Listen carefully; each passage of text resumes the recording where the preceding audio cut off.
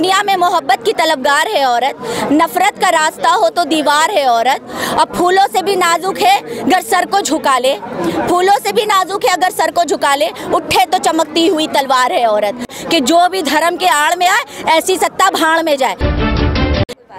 शाहीन बाग हिंदुस्तान का वो एक ऐसी जगह बन चुकी है जिसे लोग यहाँ पर आ रहे हैं, इस प्रोटेस्ट में जुड़ने की पूरी कोशिश कर रहे हैं। कोलकाता से एक शायरा हमारे साथ मौजूद है, उर्वशी जी, आइए उनसे हम जानते हैं। आप यहाँ पर आई हैं, क्या सोच कर आई हैं, क्या सोच रहे हैं? देखिए, हम सब जानते हैं कि हम यहाँ क्यों मिले हैं, हाँ। और अभी जो कुछ रोज़ से ये बातें चल रही कि सड़कें जाम हैं और ये है, तो मैं 4 लाइनों में बताना चाहती हूँ कि बापू का बलिदान अभी तक जिंदा है, भीम का संविधान अभी तक जिंदा है, और जुल्म विरोधी जब तक है चौराहे पे, समझो हिंदुस्तान अभी तक जिंदा है। तो इस संविधान को बचाने के लिए आज जो गांधी के चाहने वाले हैं, आज अपने हिंदुस्तान को और अपने संविधान को बचाने के लिए उतरे हुए हैं। इस देश में कभी भी कोई भी ऐसी चीज़ें जो प्रक्रिया शुरू से चली हुई आ रही हैं, लेकिन जब से 2014 से हमारे यहाँ बीजेपी गवर्नमेंट आई है, तब से सिर्फ चीज़ों को उन्होंने तहस नहस किया है। एक बात बताइए, क्या रोड खाली कर देना चाहिए? ये बड़ा मसला है। नहीं, देखिए, मैं एक बात बताती हूँ, रोड क्या सारे लोग आपको मतलब अपनी ज़िंदगी में वापस लौट जाएंगे अगर एक बार मोदी जी कह दे, जैसे उन्होंने अभी कहा। अब एक तरफ वो कहते हैं वाराणसी में जा करके कि ये एक्ट आ गया है और काम इस पर रद्द अमल शुरू हो जाएगा, जैसा कि हम सब जानते हैं कि अप्रैल से, मतलब बेवकूफ़ भी बनाना क्या अच्छा दिन चुना है, अप्रैल 1 से शुरू कर देना है। तो आप ये सोचें कि खुले आंखों में हम लोग के धूल झोंक रहे हैं और हमसे वो चाहते हैं कि हम रोड खाली कर दें। तो आप तो डायरेक्ट कह रहे हैं आज रोड खाली करवा रहे, कल कहेंगे भैया हिंदुस्तान खाली कर दो।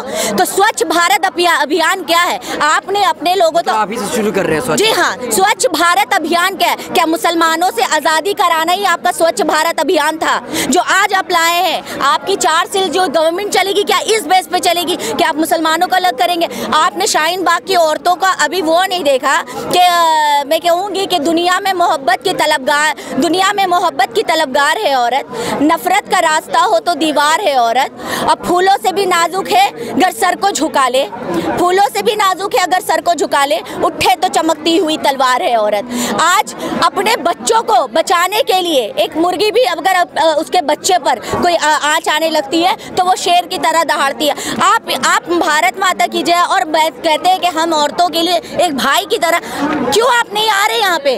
आप आइए, शाहीन बाग की औरतों से मिलिए और कहिए कि हम इन चीज़ों को, हम सब यहाँ बैठे CAA NRC के खिलाफ, है ना, कि इस चीज़ को वापस ले लिया जाए। आप एक इतनी छोटी सी बात, आप हिंदुस्तान में क्या जगह कम पड़ गई है कि मुसलमान अगर चले जाए तो उनके रहने की जगह जो है वो ठीक हो जाएगी? एक बात बताइए, क्या यहाँ से अगर आप प्रोटेस्ट को किसी और जगह पे ले जाती हैं तो क्या आपकी बात सुनी जाएगी? आपको लगता है?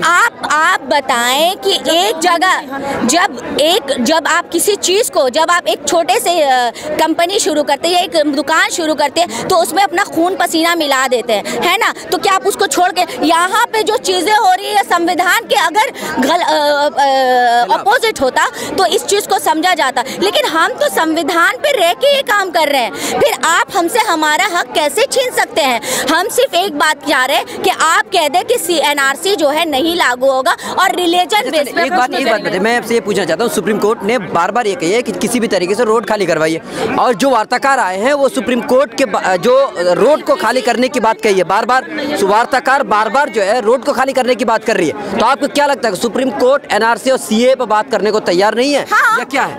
अगर उनको रोड दिखाई दे रहा है, लेकिन रोड पे बैठे हुए लोग क्यों नहीं दिखाई दे रहे? रोड जो है, आप बताएं कि सब अपना काम छोड़ करके इस यहाँ पे आके जो बैठे हुए, तो आपको लगता है आपने आज लोगों को इस मोड़ पे लाके खड़ा कर दिया, GDP गिर गई है पूरी, कि आज लोगों के पास काम नहीं है तो आज यहाँ बैठ रहे। अगर सब आज लोग काम में लगे हुए रहते तो शायद ये हालत नहीं होती। तो ये तो आप ही की देन है हमें।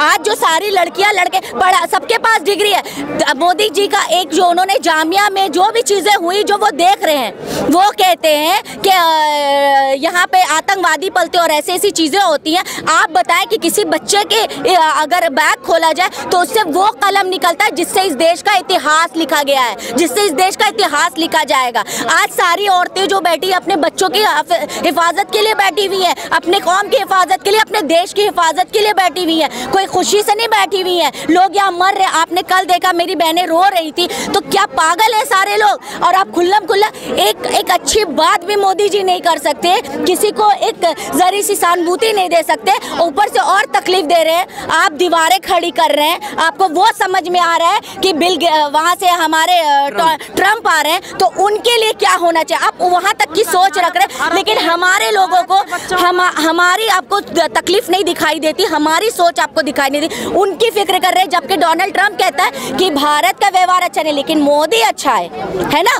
तो मोदी का ख्याल उनको है और इनको उनका ख्याल है। क्यों? क्योंकि इनको अपनी सियासत चमकानी है। तो भैया बोलना यही चाहूंगी कि जो भी धर्म के आड़ में आए, ऐसी सत्ता भाड़ में जाए, और इस सत्ता को भाड़ में भेजने का, अगर वो दिल पे राज नहीं कर सकते तो हमारे हुकूमत पे, हमारे देश में भी राज करने का उनको हक नहीं है।